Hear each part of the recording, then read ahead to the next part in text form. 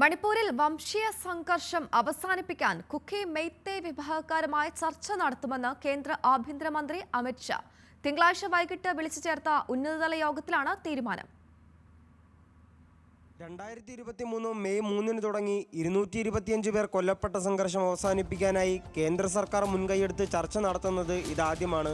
ഇരുവിഭാഗങ്ങളുമായും ചർച്ച നടത്തുമെന്ന് കേന്ദ്ര ആഭ്യന്തരമന്ത്രി അമിത് ഷാ പറഞ്ഞു.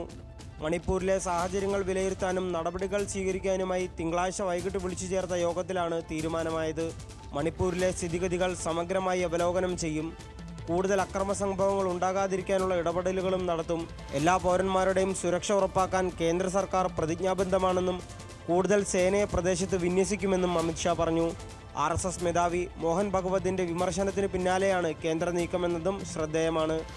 National desk news Malayalam.